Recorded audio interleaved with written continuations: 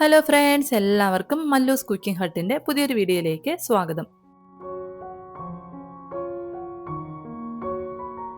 ഇന്നത്തെ വീഡിയോ എന്ന് പറയുന്നത് നല്ല അടിപൊളിയായിട്ടുള്ളൊരു ബീട്രൂട്ട് കട്ട്ലറ്റ് ആണ്. അപ്പോൾ ഈ ഒരു കട്ട്ലറ്റ് എങ്ങനെയാണ് തയ്യാറാക്കി എടുക്കുന്നതെന്നൊന്ന് നോക്കാം. അപ്പോൾ നമ്മുടെ വീഡിയോയിലോട്ട് പോകുന്നതിന് മുമ്പായിട്ട് വീഡിയോ കാണുന്ന സമയത്ത് നിങ്ങൾക്ക് ഇഷ്ടപ്പെടുകയാണെന്നുണ്ടെങ്കിൽ ലൈക്ക് ചെയ്യാനും അതുപോലെ തന്നെ ചാനൽ ഒന്ന് സബ്സ്ക്രൈബ് ചെയ്ത് സപ്പോർട്ട് ചെയ്യാനും മറക്കല്ലേ. അപ്പോൾ നമ്മുടെ ബീട്രൂട്ട് കട്ട്ലറ്റ് തയ്യാറാക്കാൻ വേണ്ടിയിട്ട് ഞാൻ മീഡിയം സൈസിലുള്ള ഒരു ബീട്രൂട്ട് തൊലിയൊക്കെ ഒന്ന് കളഞ്ഞ് നല്ലതുപോലെ ഒന്ന് ഗ്രേറ്റ് ചെയ്ത് എടുത്തിട്ടുണ്ട്. നമുക്ക് എത്ര ചെറുതായിട്ട് ഗ്രേറ്റ് ചെയ്തെടുക്കാൻ പറ്റുമോ അത്രയും ചെറുതായിട്ട് വേണം ഒന്ന് ഗ്രേറ്റ് ചെയ്തെടുക്കാനായിട്ട്. ഇനി ഈ ബീട്രൂട്ടിലുള്ള വെള്ളമൊക്കെ നല്ലതുപോലെ ഒന്ന് പിഴിഞ്ഞ് മാറ്റിയതിന് ശേഷം നമുക്ക് വേറൊരു ബൗളിലേക്ക് ഒന്ന് ഇട്ട് കൊടുക്കാം. വെള്ളം പൂർണ്ണമായിട്ടും മാറ്റിക്കളഞ്ഞിട്ട് വേണം നമ്മൾ കട്ട്ലറ്റ് തയ്യാറാക്കാൻ വേണ്ടി എടുക്കേണ്ടത്. ഇപ്പം ഞാൻ ബീട്രൂട്ടിലെ വെള്ളമൊക്കെ ഒന്ന് നല്ലതുപോലെ ഒന്ന് പിഴിഞ്ഞ് മാറ്റി എടുത്തിട്ടുണ്ട്.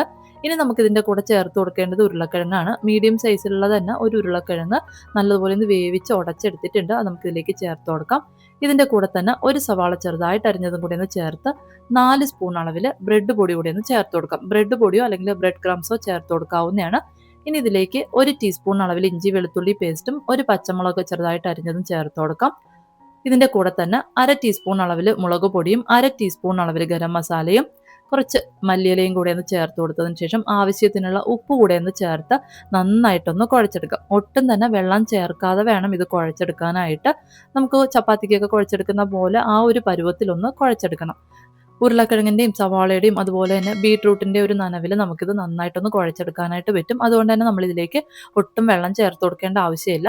ഇപ്പം ഞാനിത് ഇതുപോലെ ഒന്ന് കുഴച്ചെടുത്തിട്ടുണ്ട്. ഇനി നമുക്കിതിൽ നിന്ന് കുറേശ്ശെയായിട്ട് എടുത്ത് നല്ലതുപോലെ ഒന്ന് ഉരുളയാക്കിയതിന് ശേഷം ഉള്ളം കയ്യിൽ വെച്ചിട്ട് കട്ട്ലറ്റിൻ്റെ ഷേപ്പിലൊന്ന് ആക്കിയെടുക്കാം. ഏത് ഷേപ്പിലാണോ നമുക്ക് കട്ട്ലറ്റ് വേണ്ടത് ആ ഒരു ഷേപ്പിലാക്കി എടുക്കാവുന്നതാണ്. ഞാനിപ്പോൾ സർക്കിൾ ഷേപ്പിലാണ് ഒന്ന് ആക്കിയെടുക്കുന്നത്. ഇപ്പം ഞാൻ ഒരെണ്ണം ഒന്ന് റെഡിയാക്കി എടുത്തിട്ടുണ്ട്. ഇതുപോലെ നമുക്ക് ബാക്കിയുള്ള ബീട്രൂട്ടും ഒന്ന് കട്ട്ലറ്റിൻ്റെ ഷേപ്പാക്കി ഒന്ന് എടുക്കാം. ഇനി നമുക്കൊരു ബൗളിലേക്ക് 3 സ്പൂൺ അളവിൽ കോൺഫ്ലോർ ചേർത്ത് കൊടുക്കാം. ഒരല്പം ഉപ്പ് കൂടെ ഒന്ന് ചേർത്തതിന് ശേഷം നന്നായിട്ടൊന്ന് മിക്സ് ചെയ്തെടുക്കാം. അതിനുശേഷം കുറേശ്ശെയായിട്ട് വെള്ളം ചേർത്തിട്ട് കുറച്ചൊന്ന് ലൂസായിട്ടുള്ള പരുവത്തിലൊന്ന് കുഴച്ചെടുക്കാം. കട്ടകളൊന്നും വരാത്ത രീതിക്ക് വേണം ഇതൊന്ന് കുഴച്ചെടുക്കാനായിട്ട്. ഇപ്പം ഞാൻ ഈ ഒരു പരുവത്തിലൊന്ന് കലക്കി എടുത്തിട്ടുണ്ട്. ഇനി നമുക്കിതിൻ്റെ കൂടെ വേണ്ടത് ബ്രെഡ് ക്രംസ് ആണ്. ബ്രെഡ് ക്രംസ് ഇല്ലാന്നുണ്ടെങ്കിൽ നമുക്കൊരു 4 ബ്രെഡ് ഒന്ന് പൊടിച്ചെടുത്താലും മതിയാവും.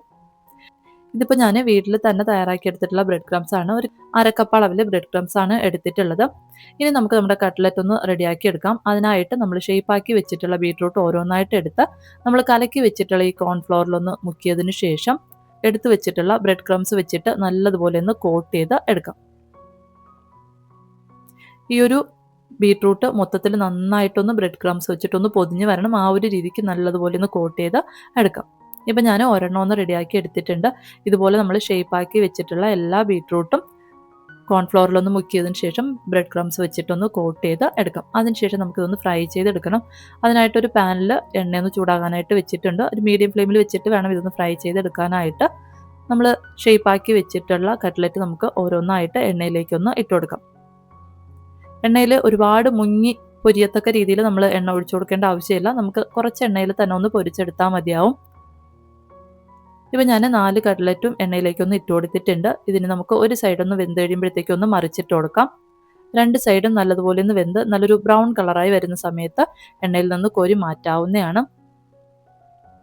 നമ്മളിത് ഫ്രൈ ചെയ്തെടുക്കുമ്പോഴത്തേക്കും മീഡിയം ഫ്ലെയിമിൽ വെച്ചിട്ട് വേണം ഫ്രൈ ചെയ്തെടുക്കാനായിട്ട്. ഇല്ലാന്നുണ്ടെങ്കിൽ പുറം ഭാഗം പെട്ടെന്ന് തന്നെ കരിഞ്ഞു പോകും. ഉൾഭാഗം നമുക്ക് ആ ഒരു ബീട്രൂട്ടിൻ്റെ പച്ച ചുവ ഉണ്ടാവും. അതുകൊണ്ട് മീഡിയം ഫ്ലെയിമിൽ വെച്ചിട്ട് നല്ലതുപോലെ വെന്ത് പുറം ഭാഗമൊക്കെ നല്ലൊരു ബ്രൗൺ കളറായി വരുന്നവരേക്കും ഒന്ന് ഫ്രൈ ചെയ്ത് എടുക്കാം. അതിനുശേഷം നമുക്ക് എണ്ണയിൽ നിന്ന് കോരി മാറ്റാവുന്നതാണ്. അപ്പോൾ ഇത്രയേ ഉള്ളൂ. നല്ല അടിപൊളിയായിട്ടുള്ള ബീട്രൂട്ട് കട്ട്ലറ്റ് റെഡി ആയിട്ടുണ്ട്. അപ്പോൾ എന്തായാലും ഒന്ന് തയ്യാറാക്കി നോക്കുക. നിങ്ങൾക്ക് വീഡിയോ ഇഷ്ടപ്പെടുകയാണെന്നുണ്ടെങ്കിൽ ലൈക്ക് ചെയ്യാനും അതുപോലെ തന്നെ ചാനലൊന്ന് സബ്സ്ക്രൈബ് ചെയ്ത് സപ്പോർട്ട് ചെയ്യാനും മറക്കല്ലേ. അപ്പോൾ പുതിയൊരു വീഡിയോയിലൂടെ നമുക്ക് വീണ്ടും കാണാം. Thank you. ബൈ.